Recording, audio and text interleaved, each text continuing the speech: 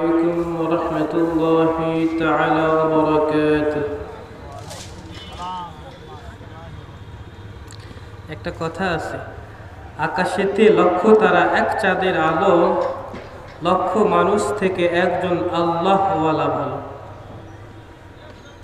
মাহফিলে এই কয়জন লোক দেখে মন খারাপ করলে চলবে না। আলহামদুলিল্লাহ الحمد لله الذي جعل الشمس والقمر بحسبان وفضل زمانا على زمان ولا ضد له ولا ند له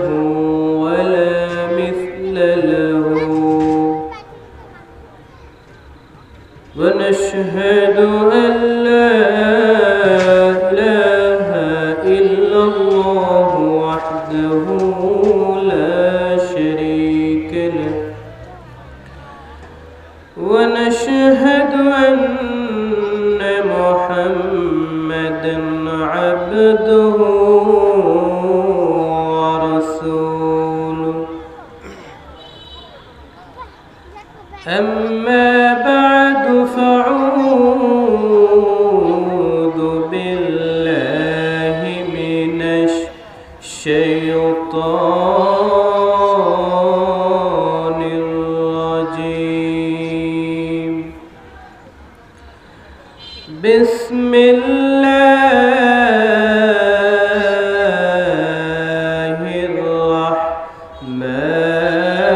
الرحمن الرحيم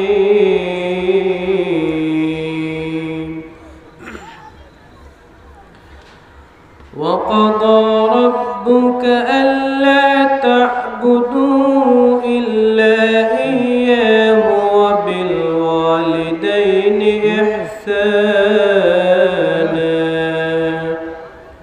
إلى الآخر آيات.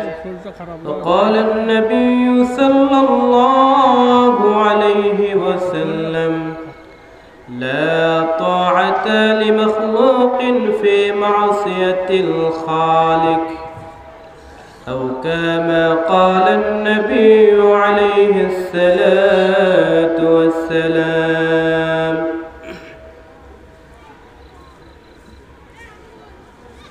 إن الله وملائكته يصلون على النبي يا أيها الذين آمنوا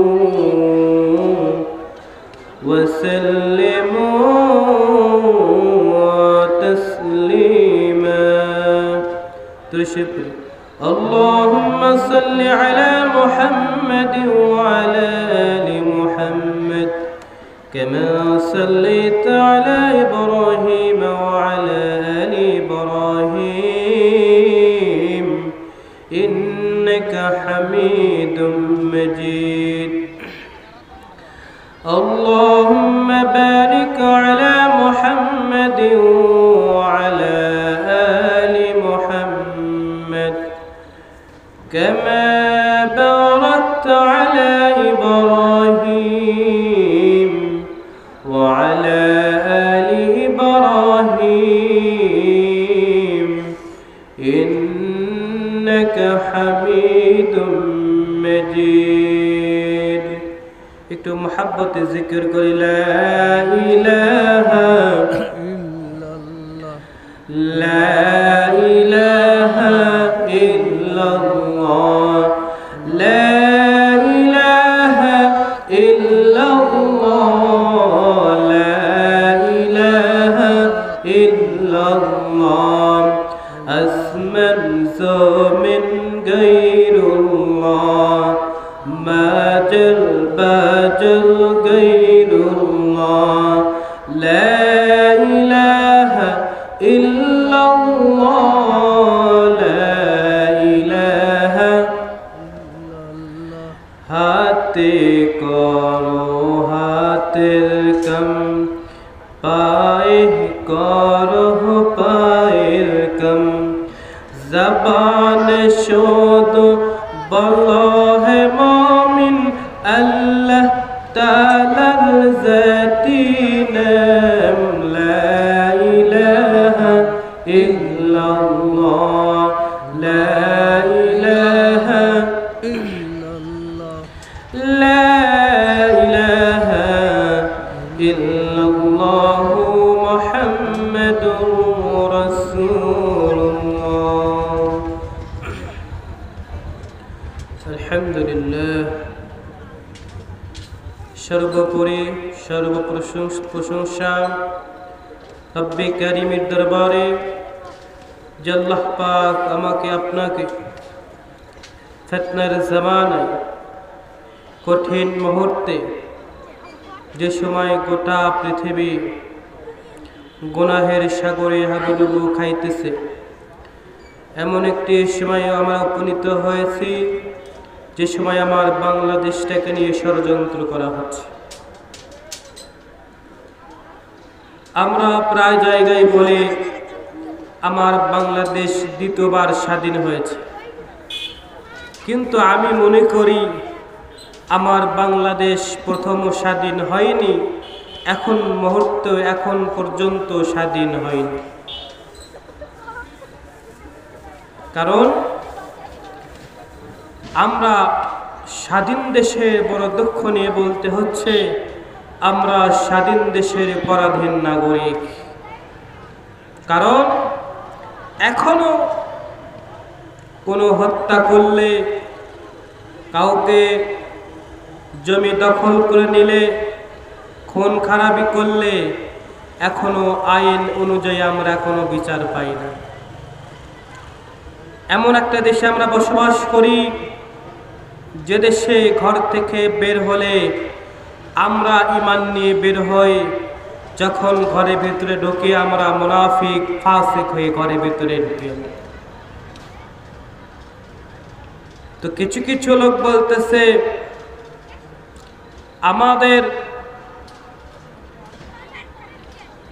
আমাদের যে দল আমরা করি, এই দলের কোনো তাকবীর নেই, অথচ ওনারাই বলে যে কখনো কোশ্চিন কালেও মৌলবীরা ক্ষমতায় আসতে পারবে না।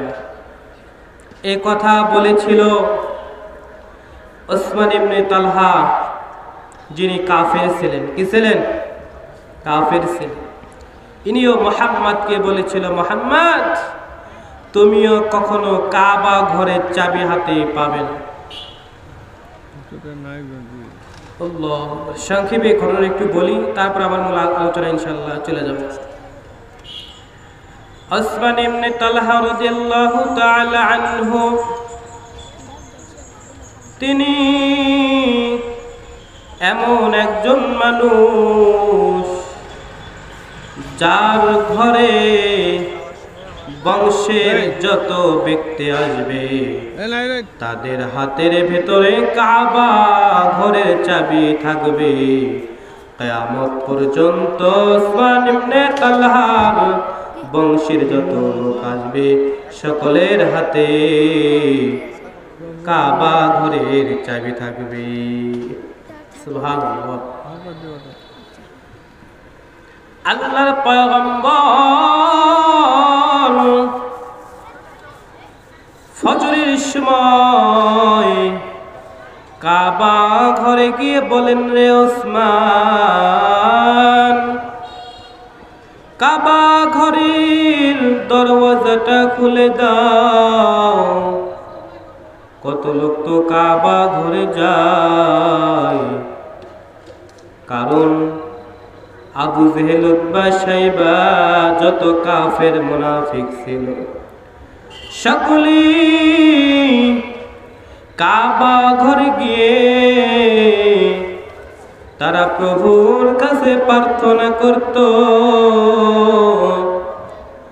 আল্লাহর পয়গম্বর ডাক দিয়া বলে, রে ওসমান,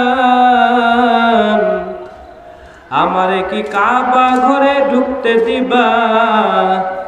আমারও একটু মনে চাই আমিও কাবা ঘরে গিয়ে সিজদায় গিয়ে আমার মালিকের কাছে একটু প্রার্থনা করি।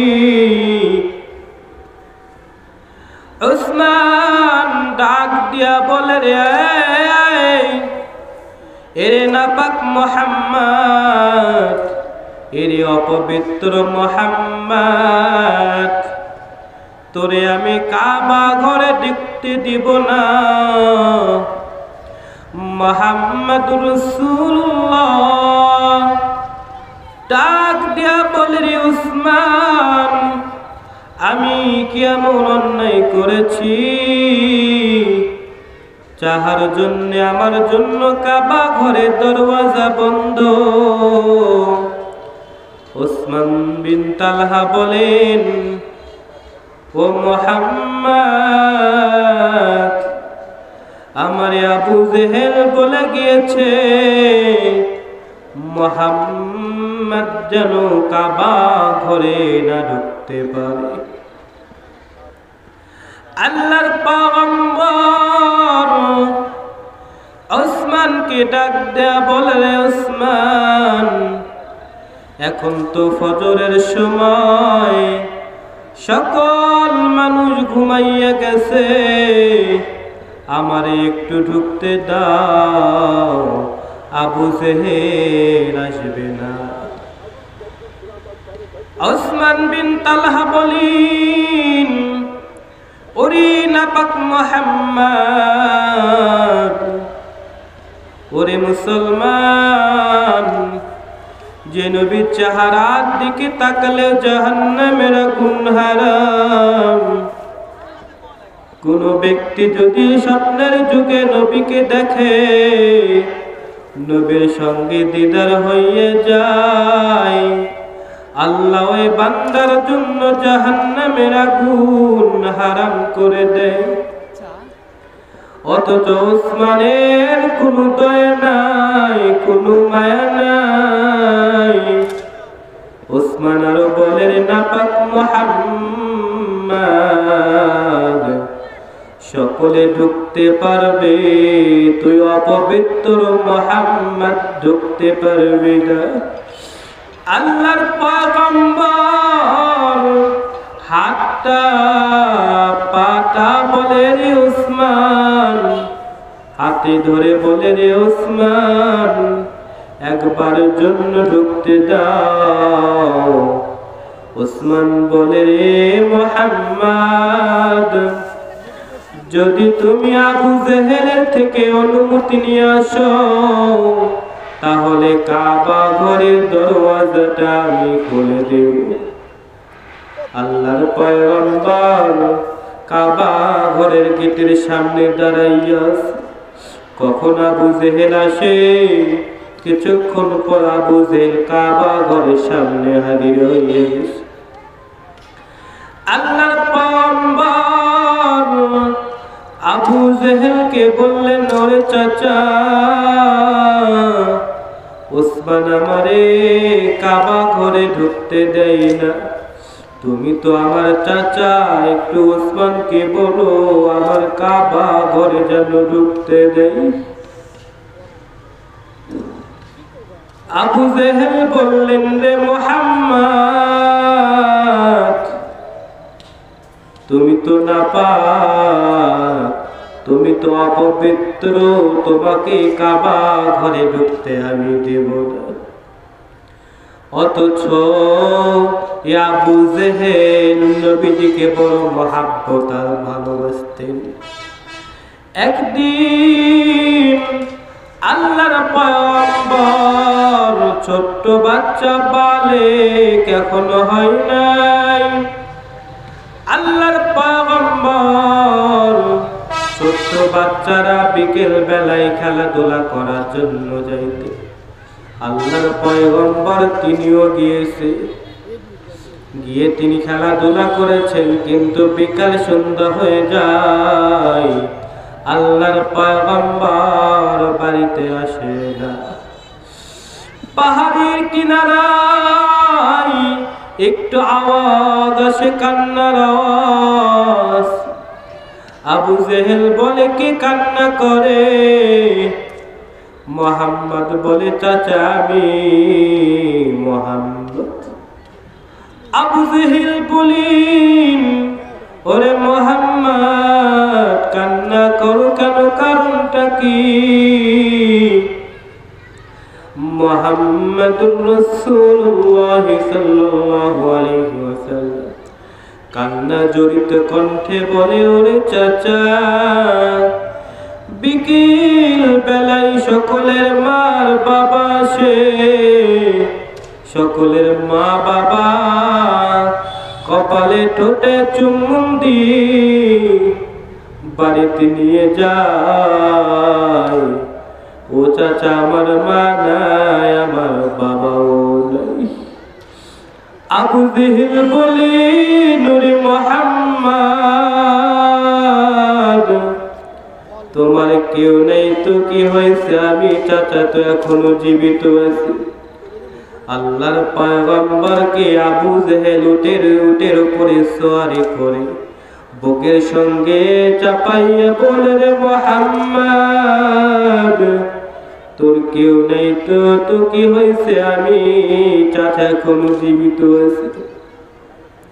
অথচ সে আবু জেহেল মুহাম্মদ কি বলে, রে মুহাম্মদ তুমি অপবিত্র, তুমি নাপাক, তোমারে আমি কাবা ঘরে ঢুকতে দেব না। আবু জেহেল বললেন, আরো অনেক কাবা ঘরের দায়িত্বশীল আছে, ওদেরকে বলো ওরা যদি তোমাকে ঢুকতে দেয় তাহলে কোনো আপত্তি আমার নেই। আল্লাহর পয়গম্বর আবু লাহাবের কাছে গিয়ে বললেন, চাচা আমারে আবু জেহেল ঢুকতে দেয় নাই। আপনি তো আমার চাচা, আপনি আমারে ফেরাবেন না। আপনি ওসমানকে বলেন আমাকে যেন কাবা ঘরে ঢুকতে দেয়। আবু লাহাব বললেন, এরই অপবিত্র মুহাম্মদ, সকলের জন্য কাবা ঘরের দরওয়াজা খোলা, কিন্তু তুই মুহাম্মদ তোর জন্য কাবা ঘরের দরওয়াজা বন্ধ। আল্লাহর পয়গম্বর বললেন, চাচা আমার মা নাই, আমার বাবাও নাই। আমার মা যদি বেঁচে থাকতেন, বাবা যদি বেঁচে থাকতেন তাহলে কি এরকম করতে পারতেন? ওরে মুসলমান, এখন নবীকে চেনো না, আমার নবীজি কেমন? আমার নবীজি কি বনের হরিণী চেনে? কিন্তু আমরা মানুষ হইয়া নবীকে চিনি না। আল্লাহ তাআলা বললেন, ও মুহাম্মদ আমি সকল নবীজিকে একটা দোয়ার জন্য বলেছিলাম, যে দোয়া করবে ওই দোয়া আমি আল্লাহ কবুল করব। মুসাকে বলেছিলেন, মুসা দোয়া করেছিলেন, আল্লাহ কবুল করেছিলেন। আল্লাহ তাআলা বললেন, রে মুহাম্মদ ও আমার নবী, আপনি একটা দোয়া করুন, সেই দোয়া আমি আল্লাহ কবুল করব। আল্লাহ তাআলা কথা বলে সঙ্গে সঙ্গে আমার নবীজি বলেন, রে আল্লাহ আমি আপনার কাছে দোয়াটা করব, কিন্তু আজ আমি দোয়াটা করব না। যেদিন আমার উম্মতগুলি ইয়া নফসি ইয়া নফসি বলবে, আমার পয়গম্বর মাকামে মাহমুদি সিজদায় গিয়ে বলবেন, রে আল্লাহ ইয়া হাবলি উম্মতি ইয়া হাবলি উম্মতি। আল্লাহ রাগান্বিত চেহারা দিকে তাকাইয়া বলবেন, হাসরবাসীকে বলবেন, আমতাজুল ইয়াওমা আইয়ুহাল মুজরিমুন, ও ও গুনাহগার বান্দা তোমরা আজকে আলাদা হইয়া যাও। ওই টাইমে আল্লাহ আমার মালিক আমার আল্লাহ রব্বি কারীম আমার রাসূলের চেহারার দিকে তাকানোর সঙ্গে সঙ্গে আমার আল্লাহর রাগগুলো গোসাগুলো দূর হইয়া যাইবে। আল্লাহ বলবেন গো নবী আপনি কি চান আপনি বলুন। আল্লাহর পয়গম্বর বলবেন রে আল্লাহ আপনি আমার গুনাহগার উম্মতকে বাঁচান। আমি নবীজি আমার একটা উম্মতকে ছাড়া জান্নাতে যাব না।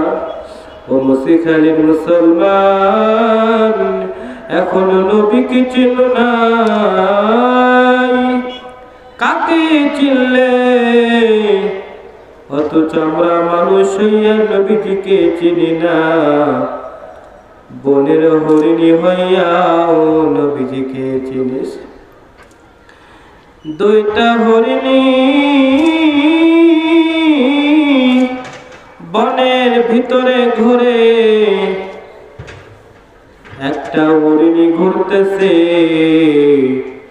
ঘুরতে ঘুরতে শিকারী তারে ধরে ফেলে দিয়েছে।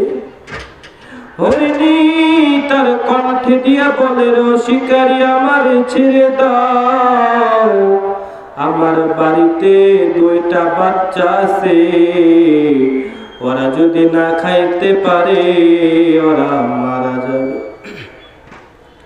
কিন্তু শিকারী তো হরিণের ভাষা জানে না। ওই পাশ দিয়ে চলে যান আমার পয়গম্বর, রাস্তা দিয়ে যাইতেছে। হরিণী সালাম দিয়ে বলেন ও নবী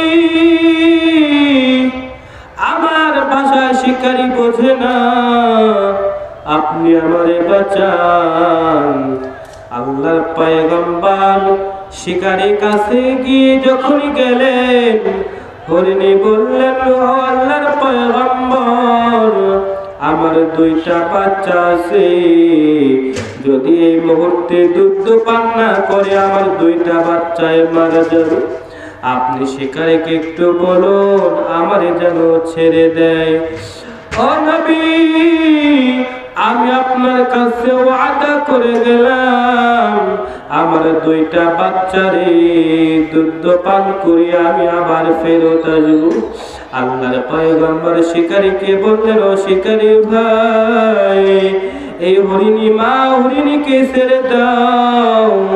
শিকারী কয় আপনি কে? আপনারে চিনলাম না। আপনি কি পাগল হয়েছেন? যে হরিণীকে ছাড়লে হরিণী পাওয়া যায় না, সে হরিণীকে ছাড়লে আবার ফেরত আসবে কেমনে? আল্লাহর পয়গম্বর ডাক দিয়া বললেন ও শিকারী ভাই সন্ধ্যা হওয়ার আগে আগে যদি এই হরিণী না আসে আমি মুহাম্মাদের গর্দান আলাদা করে ফেলবা। এই কথার বলা সঙ্গে সঙ্গে বলে আমি আপনার কথায় বিবেচনা করে হরিণীকে ছেড়ে দিলাম। ছেড়ে দেওয়ার পরে কিছুক্ষণ পরে হরিণী চলে গেল। মা হরিণী বাচ্চাদেরকে গিয়ে বললেন ও বাচ্চারা তাড়াতাড়ি দুধ পান করে না, আমার সমান আমার কাছে বাকি নেই, কারণ আমি মুহাম্মদকে জিম্মা দিয়ে এখানে এসেছি। যদি দেরি হইয়া যায় ওরা আমার নবীজিকে মেরে ফেলবে। বাচ্চা হরিণী বললেন ও মা তুমি সামান্য আমাদের কারণে যিনি গোটা পৃথিবীর জন্য রহমত ওয়া মা আরসালনাকা ইল্লা রাহমাতাল লিল আলামিন, ও মা যিনি গোটা পৃথিবীর জন্য রহমত তারে তুমি শিকারের কাছে থুয়ে তুমি আমার কাছে কেন আসছো? যে মা নবীজিকে বন্ধক থুয়ে আসতে পারে ওই মায়ের দুধ আমি পান করব না। মা হরিণী বলে, ও সন্তান, শেষবারের মতো দুধটা পান করে দাও, দেরি হইয়া গেলে আমার নবীজিকে মেরে ফেলে দেবে। বাচ্চারা কি বললে, ও মা চলো আমরাও তোমার সাথে যাব। বিকেল হওয়ার সাথে সাথে 3টা হরিণী হাজির হয়ে গেছে। আল্লাহু আল্লাহর পয়গম্বর মা হরিণীকে বললেন, ও হরিণী, তোমার সন্তানদেরকে দুধ পান করাইছো? শিকারীগুলো দৃশ্যগুলো দেখে আর কান্না করে বলে, হুজুর, একটা হরিণীকে ছাড়লে 3টা হরিণী পাওয়া যায়। ইনি কোনো সাধারণ কোনো মানুষ নন, নিশ্চয় নিঃসন্দেহে তিনি আল্লাহর রাসূল। ও মুসলমান, তাকাইয়া দেখো, হরিণী হইয়া রাসূলকে চিনেছে, অথচ মানুষ হইয়া আমরা রাসূলকে চিনতে পারি না। আবু লাহাব বললেন, রে মুহাম্মদ, তোমার জন্য কাবা ঘরে দরওয়াজা বন্ধ। আল্লাহর পয়গম্বর বললেন, ও চাচা, আপনি তো আমারে বড় ভালোবাসেন। আপনি আমার জন্মের সময় দাসী উম্মে আইমানকে আপনি মুক্ত করে দিয়েছিলেন। ও চাচা, আমার মা নাই, আমার বাবা নাই, একটু উসমানকে বলেন না, উসমান যেন কাবা ঘরের দরওয়াজাটা খুলে দেয়। আবু জেহেল, আবু লাহাব, উতবা, শাইবা সকলে কই কথা বলেছে, কিন্তু দরওয়াজা ঢুকতে দেয় নাই। সকালবেলা দুপুর গড়িয়ে যায়, সকলে ইবাদত বندگی করে বাড়িতে চলে যায়।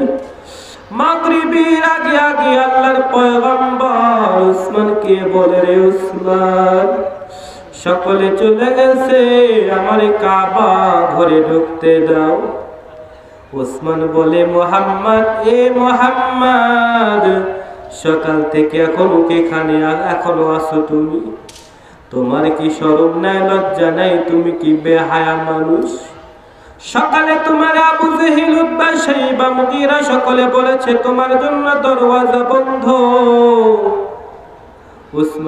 উসমান বিন তালহা বললেন, ও মুহাম্মদ, তোর জন্য দরওয়াজা বন্ধ।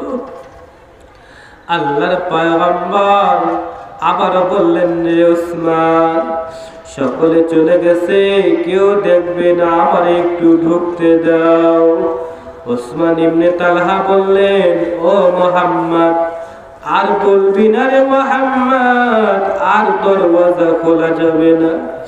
উসমান ইবনে তালহা কাবা ঘরের দরওয়াজাটা বন্ধ করেছে। বন্ধ করার পরে উসমান ইবনে তালহা তিনি বাড়িতে রওনা হচ্ছেন।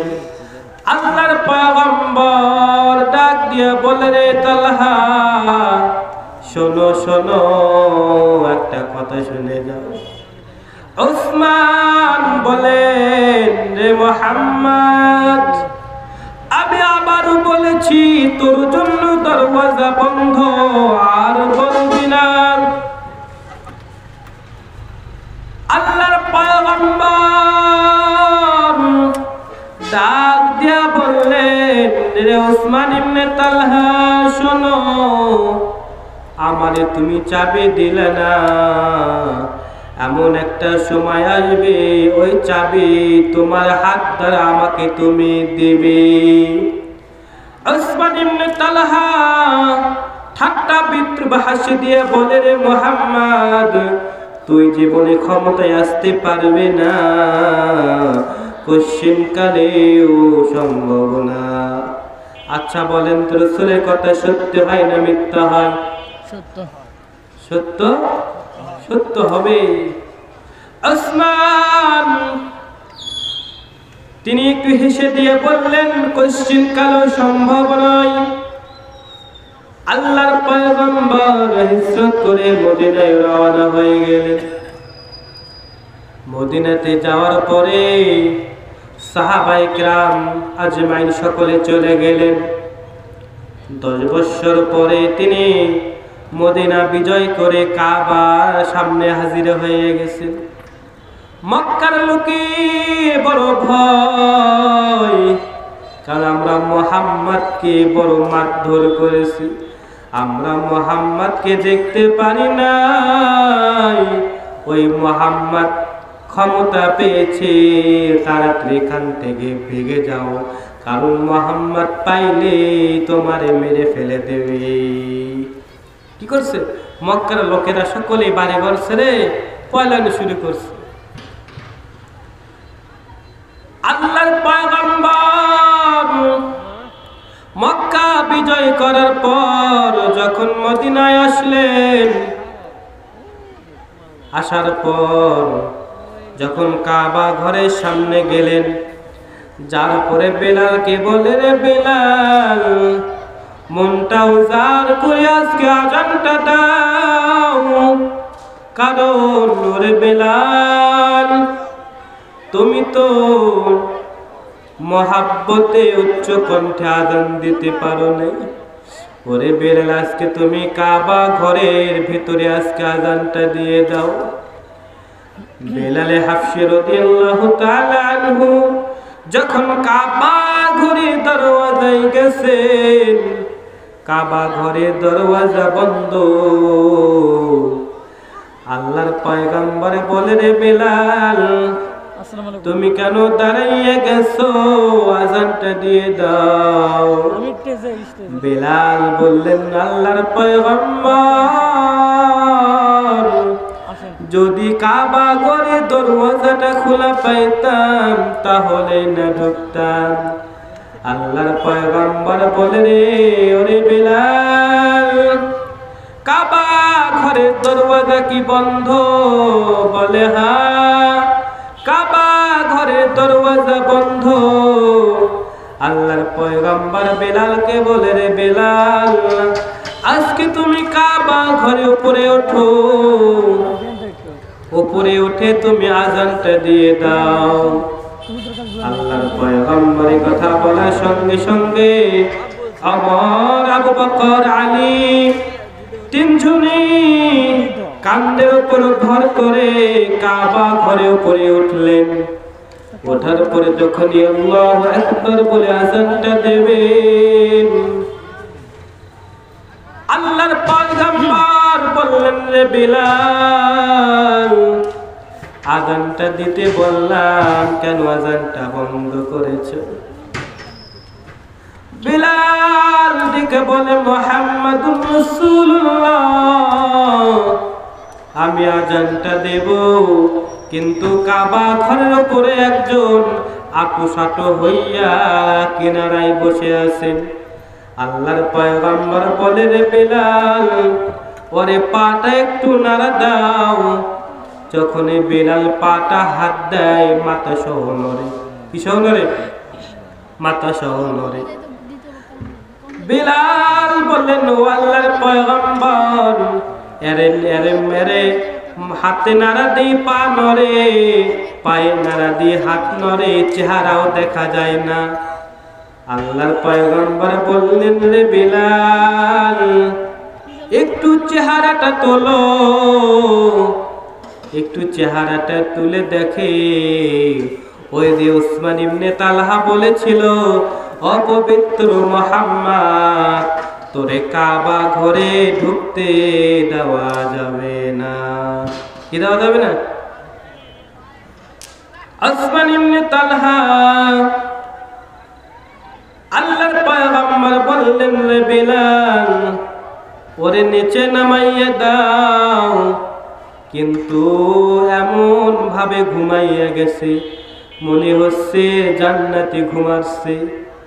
ওরে মুসিখালীর মুসলমান, ঘুমায়ও ঘুমানেওয়ালা ব্যক্তিকে ডাক দিলে জাগানো যায়, আর যে বান্দা ঘুমানের ধ্যান করে, ঘুমানের ভান করে, ওরে ডাকা সম্ভব না। ডাক দেয়, শরীর হাত দেয়, পুরো শরীর নড়ে, বলের মতো নড়ে, কিন্তু চেহারা খোলে না। যে বলছে আমার দেখো তো কে উপরে, ওঠো তো। যেই বলছে ওমর ওঠো তো, তখন ওসমান ইবনে তালহা দাঁড়ায় গেছে।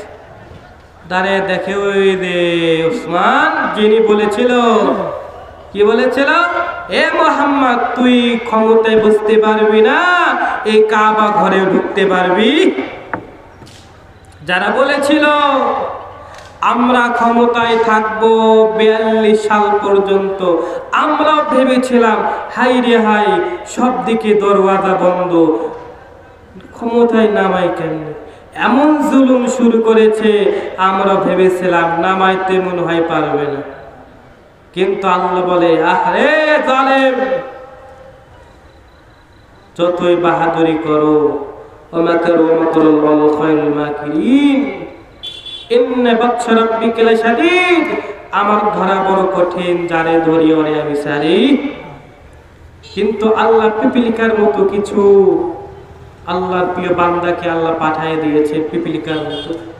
এই পিপিলিকাগুলোর আবাবিল পাখির মতো এসে এমন ঝাঁকুনি দিয়েছে 42 সাল পর্যন্ত নয়, 1 ঘন্টা সময়ও পায় নাই।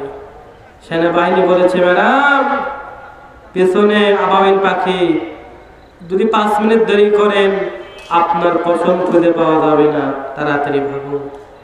তো আল্লাহ ছাড় দেয়, ছেড়ে দেয় না। তো ওসমান ইবনে তালহা বলেছিল এ মুহাম্মদ তুই জীবনে ক্ষমতা আসতে পারবি, কিন্তু ক্ষমতায় বলেছেন কে? এখনো যারা বলতেছে মৌলবীরা ক্ষমতায় আসবে না, লিখে নাও, লিখে নাও, ইনশাআল্লাহ অচিরে ইসলাম আসবে, কোরআন দিয়ে গোটা পৃথিবী চলবে ইনশাআল্লাহ, চলবে ইনশাআল্লাহ। প্রথম কালিমা পতাকা উঠবে আমেরিকায়। কোথায় উঠবে? আমেরিকায় উঠবে ইনশাআল্লাহ। ওসমান ইবনে তালহা বললেন ও নবী, দেখেন ওসমান কি বলে, ও নবীজি আমি তো আপনার ক্ষমতা, আমি তো আপনার কাবা ঘরে ঢুকতে দেব, কিন্তু আবু জেহেল আমারে মানা করছে, এজন্য আমি ওসমান আপনার কাবা ঘরে ঢুকতে দেই না। কি দেয় না? যারা ওয়াজ মাহফিলে অনুমতি নিতে গেলে বলতো উপরের অর্ডার, কার অর্ডার? আমরা কিছুই করতে পারবো, কার অর্ডার?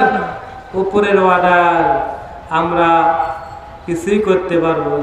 তখনকার ওসমান ইবনে তালহা বলেছিল আমার হাতে ক্ষমতা না, ক্ষমতা আবু জেহেলের হাতে। আবু জেহেল আমার যেভাবে বলেছিল আমি ওই রকম আপনাকে নিষেধ করেছিলাম। ও নবী আমারে মাফ করা যায় না, আমার মাফ করা যায় না? ওমর তো রাগ, ওমর কি রাগ হয়ে গেছে, তিনারে মেরে ফেলবে।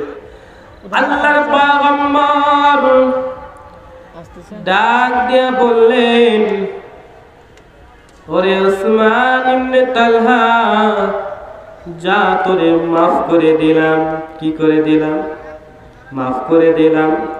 ওই চাবিটা তিনি নিয়ে গিয়ে আল্লাহর পয়গম্বরকে হাতে দিলেন। হাতে দেওয়ার সঙ্গে সঙ্গে আল্লাহ আয়াতে কারিমা নাজিল করেছেন। আল্লাহ বললেন ও নবী, যেনার হাতে কাবা ঘরে চাবি ছিল ওনাকে চাবিয়ে চা বুঝিয়ে দেন, এবং কিয়ামত পর্যন্ত ওসমান ইবনে তালহার কাছে চাবি থাকবে। এদিকে ওসমান ইবনে তালহা পালাইয়া গেছে, কোথাও খুঁজে পাওয়া যাচ্ছে না। ওমরকে বললেন রে ওমর তাড়াতাড়ি যাও ওসমান ইবনে তালহাকে খুঁজে নিয়ে আসো। গোটা মদিনা মক্কায় খোঁজা হলো, কিন্তু ওসমান ইবনে তালহাকে পাওয়া যায় না। কিন্তু এমন একটা গর্তের ভিতরে ওসমান ইবনে তালহা ঢুকে গেছে, কারণ তিনার তো বড় ভয় আল্লাহর পয়গম্বর মাফ করছে, ওমর আবু বকর পাইলে আমারে কতল করে ফেলবে। কি করে ফেলবে? কতল করে ফেলবে। ওমর রাগ ছিল ভারী, কি ছিল রাগ? অনেক রাগ ছিল। যেমনি রাস্তা দিয়ে যাইতেন 40 দিন পর্যন্ত শয়তান যাওয়ার অনুমতি সাহস পেত না। সে ওমর একটা কাহিনী মনে পড়লো। যখন মক্কা বিজয় হয় তখন রাসূল বললেন, যাও, গনিমতের মাল তখন হালাল ছিল। তখন আল্লাহর পয়গম্বর বললেন, ও সাহাবী, অমুক কিনারার ভিতরে কিছু জমি আছে, ওই জমির মালিক তোমাকে বানাইয়া দিলাম, কিন্তু সমস্যাটা হলো সামনে কিছু জায়গা আছে, 1 শতক থেকে 2 শতক জায়গা আছে। ওই জমি, ওই জায়গার উপর দিয়ে ওই জমিতে পা দিতে হবে। ওই সাহাবী, ওই 2 শতক জমির মালিক হলো ইহুদি। ওই সাহাবী বললেন, রে ইহুদি, আমার 2 শতক জমি দেয়া দে। ইহুদি কয়, না না, আমি জমি দিতে পারবো না। তখন সাহাবী বললেন, আমার চেনো, আমাদের হাতে কিন্তু ক্ষমতা। ইহুদি বললেন, দেখো, আমি জমি দিতে পারবো না, যদি রায় নিতে হয় রাসূলের কাছে চলো।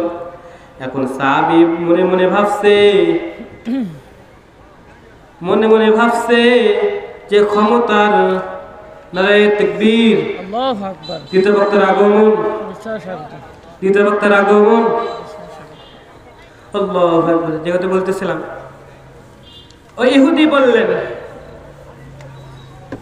এ সাহাবী, এটার বিচার, এটার ফয়সালা দেবে আল্লাহর পয়গম্বর, ফয়সালা দিবেন। চলো আমরা রাসূলের দরবারে যাই। রাসূলের দরবারে গিয়ে বললেন, আল্লাহর পয়গম্বর, আমি মুসলমান, ইনি হলেন ইহুদি। তিনি কি? ইহুদি। এখন আল্লাহর পয়গম্বর তিনি বললেন, ইহুদি, কি হয়েছে বলো? ইহুদি ডাক দিয়ে বলে, আল্লাহর পয়গম্বর, আপনার সাহাবী আমার 2 শতক জমি জোর করে দখল করতে চায়। আল্লাহর পয়গম্বর বললেন, ও সাহাবী, তুমি কি সত্যি দখল করতে চাও?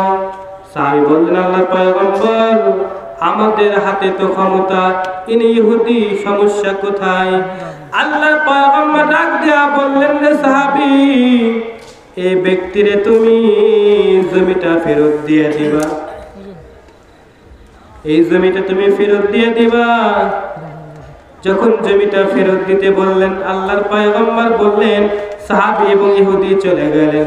কিন্তু সাহাবীর এই রায়টা পছন্দ হয় নাই, ইহুদির কাছে চলে গেলেন। সাহাবীটা চলে ওমরের কাছে গেলেন। আল্লাহর পয়গম্বর রায় পছন্দ হয় নাই।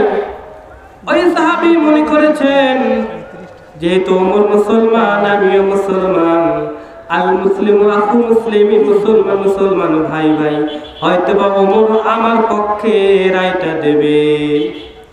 ওমরের কাছে গিয়ে বললেন, রে ওমর। ওমর বললেন, ইহুদি ভাই, কি হয়েছে বলো? বললেন, হুজুর, এই সাহাবীটা আমাকে সহ রাসূলের দরবারে হাজির, রাসূল ফয়সালা দিয়েছে, কিন্তু এই সাহাবীর ফয়সালা পছন্দ হয় নাই। আল্লাহর পয়গম্বর ঘরের ভিতরে গেলেন, যার সঙ্গে সঙ্গে তরবারি আনলেন, আনার সঙ্গে সঙ্গে গর্দান আলাদা করে দিয়েছে। রাসূলের কাছে চলে গেলেন, খবর গিয়ে বললেন, ওমর, তুমি ওই সাহাবীকে কেন মেরেছো? ওমর বললেন, ও পয়গম্বর, যে ব্যক্তির আল্লাহর নবীজির বিচার পছন্দ হয় না, ওর মতো বেমানে এর চাইতে বড় ফয়সালা আর কিছুই হতে পারে না। ইনি হলেন সেই ওমর। ওমর বললেন, ওরে উসমান ইবনে তালহা, তুমি কোথায়? অল্প সময় শেষ করতে ইনশাআল্লাহ। উসমান ইবনে তালহা দেখলেন আবু জেহেল আসতেছে। আল্লাহর পয়গম্বর বললেন, উসমান, তুমি তালহা নি? উসমান ইবনে তালহা কাঁপাকাঁপি শুরু হয়ে গেছে। এমন একজন ব্যক্তি, যে ব্যক্তিরে দেখলে শয়তান সব ভয় পায়। উসমান ইবনে তালহা বললেন, ও উসমান ইবনে তালহা, রাসূল তোমারে ডাকছে। রাসূল ডাকছে, চলো। ইহুদি উসমান তালহা কাঁপা শুরু করতেছে, না জানি কি করে, আমার কি মেনে ফেলে দেয়। আল্লাহর পয়গম্বর ওমরকে বললেন, ওমর তুমি কি উসমান তালহাকে পেয়েছো? বলে হ্যাঁ, উসমান ইবনে তালহাকে নিয়ে আসছি। উসমান ইবনে তালহাকে বললেন, ও উসমান ইবনে তালহা, ভয় পেও না, ভয় পেও না, এই নাও কাবা ঘরের চাবি, তোমাকে চাবিটা দিলাম, আজ থেকে তুমি কাবা ঘরের দায়িত্ব, তোমার দায়িত্ব দিয়ে দিলাম। চাবিটা নিয়ে নিলেন উসমান ইবনে তালহা। নেওয়ার সঙ্গে সঙ্গে উসমান ইবনে তালহা একটু মুস্কি হাসি দিলেন। একটু সামনে যখন চাবিটা নিয়ে চলে যাবেন, উসমান ইবনে তালহার অন্তরের ভিতরে আল্লাহর ভয় ঢুকে গেছে।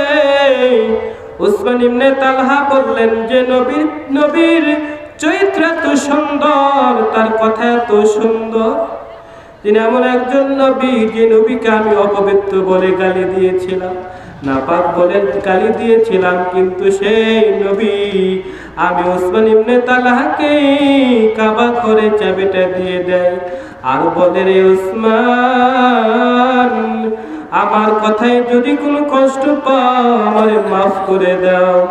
এই কথাগুলো উসমান ইবনে তালহা একা একা ভাবতেছে, না চোখ থেকে দরদর করে পানি বের হচ্ছে।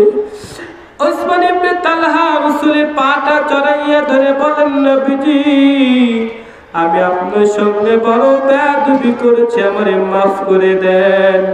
আল্লাহর পয়গম্বর বলে, উসমান যাও তো, আমারে মাফ করে দিলাম। কি করে দিলাম? সেই নবীজিকে আমরা আসলে চিনতে পারলাম না। আল্লাহু আকবার। আমি আলোচনা শুরু করতেই শেষ, পয়েন্টেই যেতে পারলাম না, দুঃখিত। সংক্ষেপে যেটা সংক্ষেপে বলে শেষ করবো। আয়াতে কারিমা আল্লাহ বলেছেন, ওয়াকাদা রাব্বুকা আল্লা তা'বুদু ইল্লা ইয়্যাহু। আল্লাহ বলে, হে গোলাম, আমি রবের ইবাদত করব। কার ইবাদত করবে? কার ইবাদত? আল্লাহ আদেশ করেছেন, ও বান্দা, ইয়া আইয়ুহান নাস উবুদু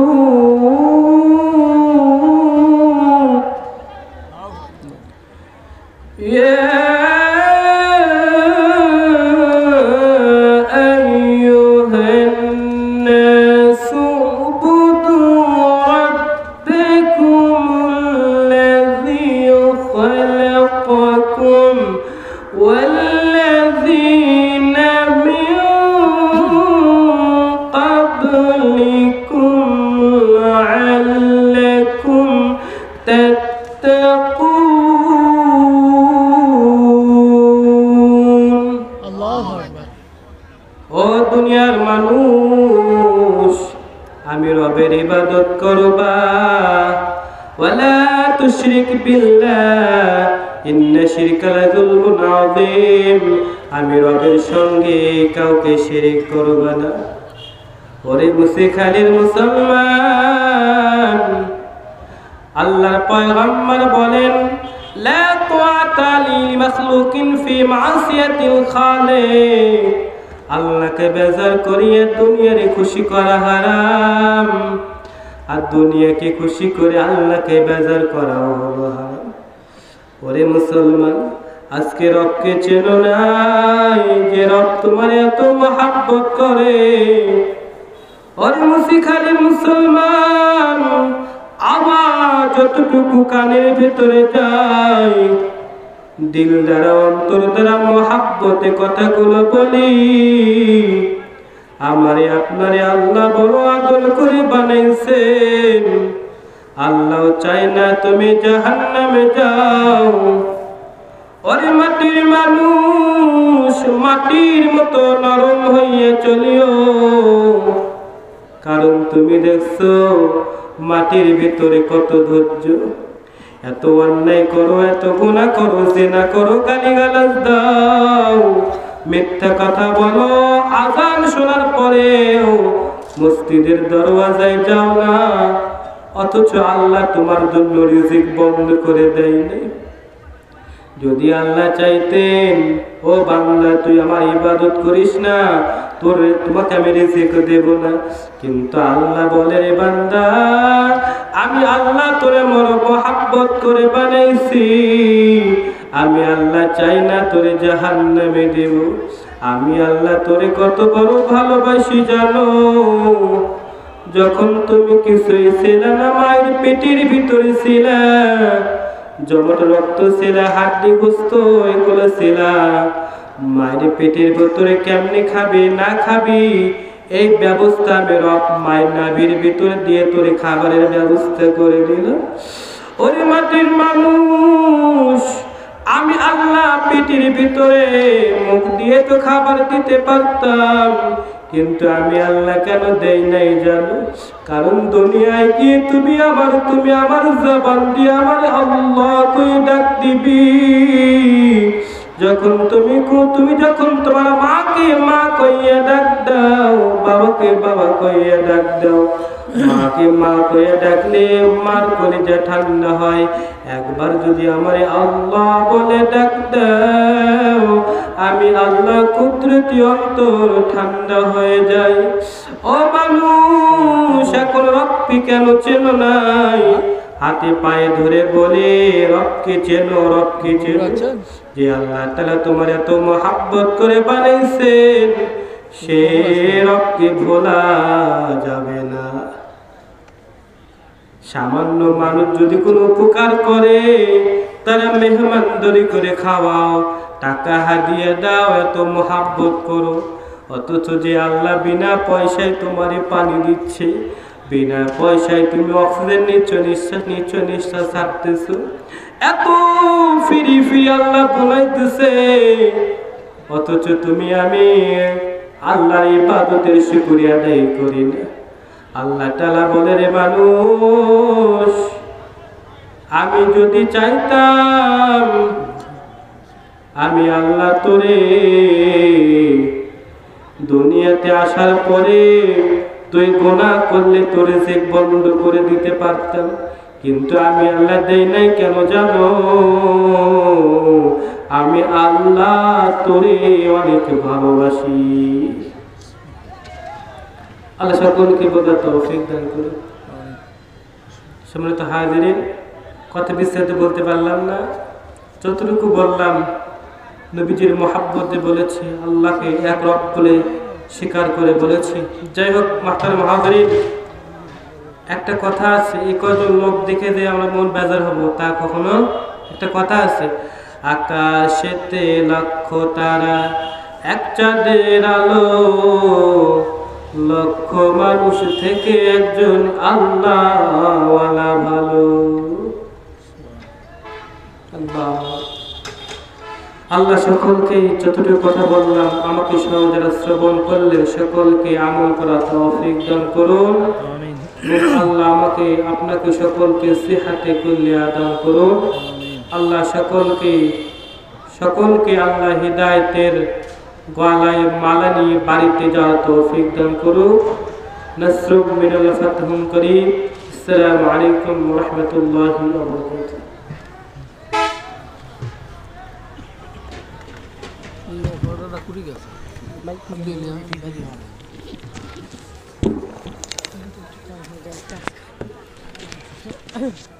আসসালামু আলাইকুম। আমি সকল স্বেচ্ছাসেবক ভাইদের নাম ঘোষণা করছি।